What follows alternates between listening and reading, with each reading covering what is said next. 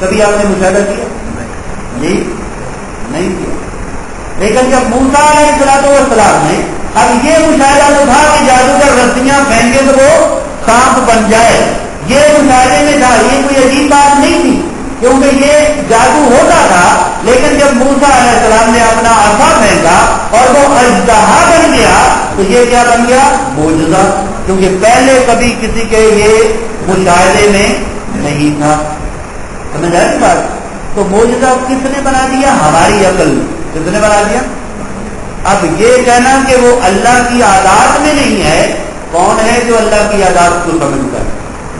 کوئی نہیں سمجھ سکتا. جو واقعہ ہو رہا ہے ہو سکتا ہے وہ نظام قدرت کا حصہ ہو. کیا ہو؟ نظام قدرت کا حصہ ہو، لیکن یہ ہو سکتا ہے کہ وہ ہمارے مشاہدے میں نہ ہو. اب بات سمجھ آ گئی؟ یعنی وہ ہمارے مشاہدے میں نہ ہو، ہم کہتے ہیں کہ ایسا نہیں ہو سکتا. پھر ہمارے اس معراج شریف پر اللہ رب العزت نے جو سورہ بنی اسرائیل میں ذکر کیا، سبحان الذی اسری بعبدہ لیلا من المسجد الحرام الی المسجد الاقصی، اس کا ذکر، اس کا راوی، اس کا بیان کرنے والا نیریٹر کون ہے؟ اللہ کی ذات ہے. حضور صلی اللہ علیہ وسلم نے تو کہا ہی نہیں کہ میں نے معراج کیا ہے، میں مکہ سے اٹھ کر بیت المقدس گیا ہوں. حضور نے تو کہا نہیں. ابھی میں قرآن کی بات کر رہا ہوں. قرآن یہ کہتا ہے، رب کہتا ہے سبحان الذی اسری بعبدہ، میں پاک ہوں ہر اس عیب سے جو تم سمجھ سکتے ہو، ہر اس کمزوری سے جو تم سمجھ سکتے ہو، کیونکہ انسان نے کبھی اتنا تیز سفر نہیں کیا تھا. 40 راتوں کا سفر ہے مکہ سے بیت المقدس. کتنا؟ 40 دن کا راتیں آپ کہہ لیں، اتنا سفر ہے. مکہ والے تیز تراز سواری پر بھی ایک رات میں جا سکتے نہیں تھے. تو جب حضور صلی اللہ علیہ وسلم نے آ کر یہ فرمایا کہ میں آپ کو یہ مشورہ بھی دیا گیا، یاد رکھیں کہ آپ یہ بات مکہ والوں کے سامنے نہ کریں، وہ مانیں گے نہیں، وہ پہلے ہی نہیں مانتے، لہٰذا نہیں مانیں گے. لیکن نبی وہ ہوتا ہے کوئی مانے یا نہ مانے، جو سچی بات ہوتی ہے اس کا اعلان کرتا ہے. نبی میں یہ فرق ہوتا ہے.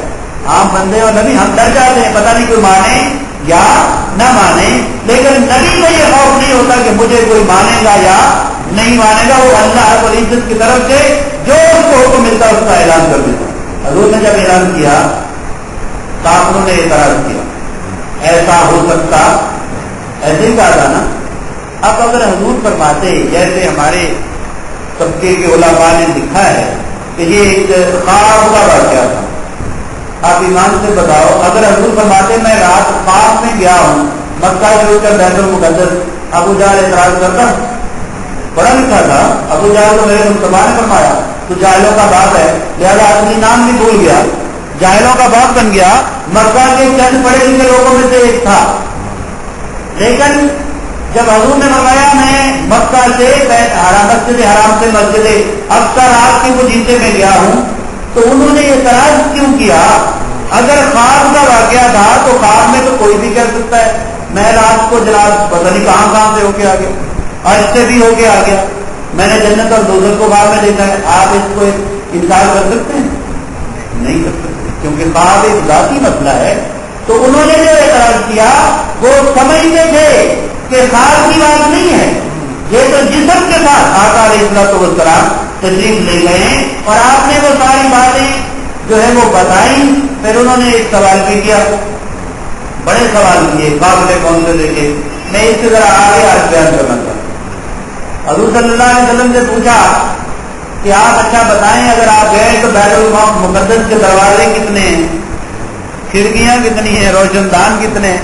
آپ ایمان سے بتائیں کسی کے گھر میں مہمان کے طور میں آئے یا آپ اس مسجد میں نماز پڑھ کے چلے جائیں، آپ کو پتہ چل جائے گا دروازے کتنے، روشن دان کتنے، کھڑکیاں کتنی ہیں، پنکھے کتنے، لائٹیں کتنی لگی ہوئی.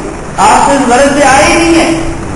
آقا علیہ السلام تشریف لے گئے، سارے نبی صفوں میں کھڑے ہوئے ہیں، جبریل نے اذان پڑھی، حضور صلی اللہ علیہ وسلم نے جماعت کرائی، سارے نبیوں نے نبی مصطفیٰ کے پیچھے نماز پڑھی. وہاں سے نبیوں کو وہاں چھوڑ کر آقا حج کی طرف چلے گئے اور نبی اپنی اپنی ڈیوٹی پر پہنچ گئے. کوئی پہلے آسمان پر پہنچ گیا، کوئی دوسرے پر پہنچ گیا، کوئی تیسرے پر پہنچ گیا، کوئی چوتھے پر، پانچویں، چھٹے، ساتویں آسمان پر حضور صلی اللہ علیہ وسلم کا استقبال کرنے کے لیے. اور یاد رکھیں یہ سارے آسمانوں کا تعلق آسمان دنیا سے ہے. کس سے ہے؟ آج سائنس ثابت کر رہی ہے یہ دنیا سے ان کا تعلق ہے. یہ دنیا میں آسمان ہے، زمین کے آسمان ہے، کسی پلانٹ کے ہیں، کسی پلانٹ کے اندر رہے ہیں. چاند بھی اسی پلانٹ کا ہے. اگر مریض پر لوگ جا رہے ہیں تو وہ بھی اسی پلانٹ کا ہے، اسی سیارے کا ہے، تو وہ وہاں پہنچ جاتے ہیں. لیکن حضور اس سے آگے. اور ہر نبی حضور صلی اللہ علیہ وسلم کو یہاں وہاں ویلکم کرتا ہے. کیا کرتا ہے؟ مرحبا یا نبی صالح، مرحبا یا نبی صالح، مرحبا یا عقی صالح. ہر نبی یہ نعرے لگا رہا ہے. اس بات کے حضور صلی اللہ علیہ وسلم تشریف لے جاتے ہیں تو ہر نبی یوسف علیہ السلام، موسیٰ علیہ السلام، عیسیٰ علیہ السلام، ادریس علیہ السلام، ابراہیم علیہ السلام، آدم علیہ السلام، یہ سارے نبی حضور صلی اللہ علیہ وسلم کو دیکھتے ہیں تو کیا کہتے ہیں؟ کیا کہتے ہیں؟ مرحبا. کیا کہتے ہیں؟ بولے کیا کہتے ہیں؟ حضور عرش پہ جائیں تو نبی مرحبا کہیں. کیا کہیں؟ سرکار کی آمد. ایسے ہی ہے نا، سرکار کی آمد نبی کہتے ہوں گے نا. نبی صالح کی آمد مرحبا یا عقی صالح مرحبا یا نبی صالح مرحبا. نبی عرش پر نعرے لگا رہے ہیں. اگر 12 ربیع الاول کو آقا دنیا میں تشریف لائے تو امتی کیوں نہیں لگا سکتا؟ لگا سکتا ہے کہ نہیں؟ جی یہی پڑھتے ہیں نا. کیسے ذرا پڑھیں.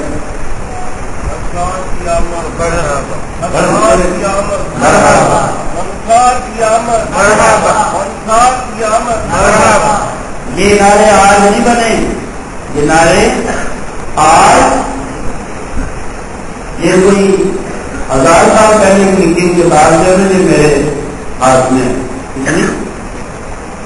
1000 سال پہلے کی لکھی ہوئی کتاب ہے. اور اس میں نبیوں کے نعرے کی درج ہے کہ حضور صلی اللہ علیہ وسلم جب عرش پر تشریف لے گئے تو ہر نبی نے دیکھا اور حضور صلی اللہ علیہ وسلم کے آمد پر انہوں نے نعرے لگائے. کیا کیا؟ نعرے لگائے. اور یہ صرف نعرے نہیں، تسبیحات پڑھی.